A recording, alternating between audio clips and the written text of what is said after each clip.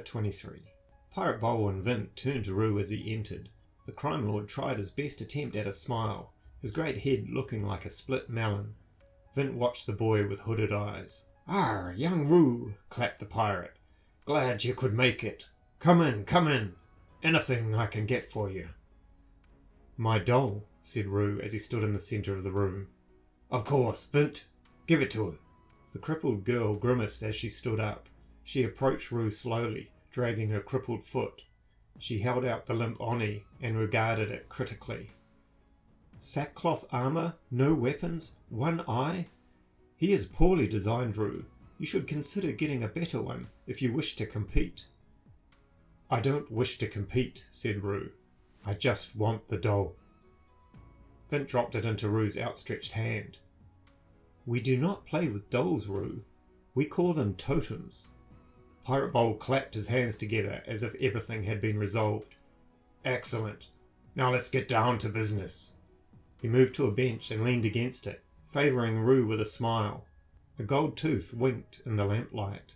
"So, how many official whist matches have you been in, lad?" "None." This seemed to please the pirate. "I see. Vint here has been in 5, and she's won them all. She's making a small reputation for herself, enough so that the Earthmender Elsa herself has come to see her play." Roo glanced at Vint. The tall girl was watching Roo closely. "Good for her." Pirate Bowl nodded. "It was a last-minute thing, you see. Barely enough time to put a match together. Young whist players are hard to find, you know, especially at the moment, with everyone hiding." Roo decided not to mention it was Pirate Bowl's fault that wizards had gone into hiding. The crime lord continued. "Especially finding ones we can rely on." "Rely on?" asked Roo. "Yeah, we need to be sure that Vint wins the match, and she looks good while she does it." Vint scoffed. "I don't need Roo's help to do that." Pirate Bowl turned to the gang leader. "We take no chances, lass." Roo fought down a smile. This was perfect. They wanted him to lose the match on purpose. He was pretty sure he could manage that, considering he didn't have a clue what he was doing. He might even come out of it with a good deal. "You want me to throw the match?" he said, feigning confusion. The crime lord nodded. "Yeah, lad. Vint tells me your board flared strongly when you last met, and that you already burned the red. You will look like a worthy opponent." "I burn the red?" asked Roo. "Oh, you know, draw on your red coal or whatever they call it. Use it to be stronger, run faster." Vint interrupted. "Jump further," she said grimly. Roo frowned as he glanced at Vint. He thought back to his fight on the rooftop, when his whole vision blurred red, when he was throwing boys much bigger around like rag dolls. He shook his head. It was too much to take in right now.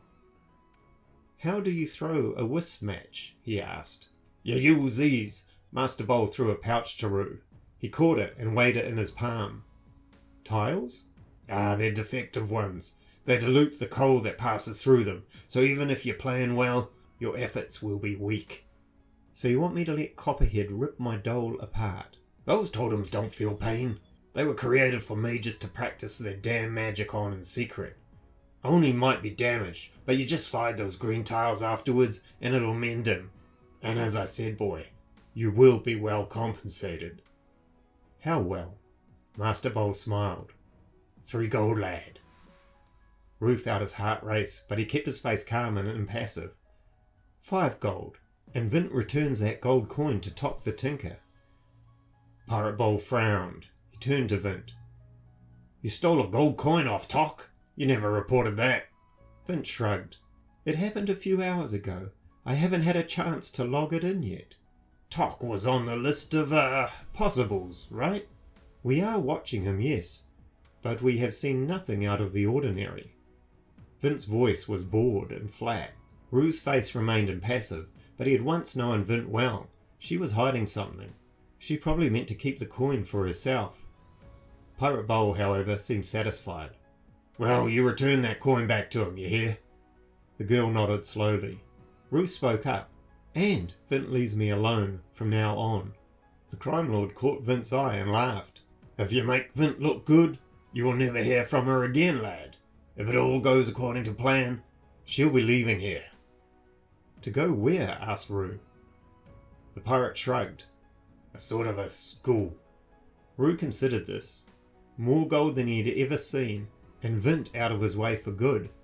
He could stay in Yor, never having to worry about money, or looking over his shoulder.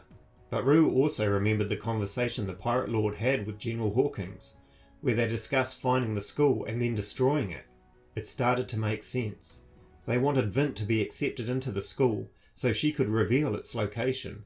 Then, for some reason, they would attack it.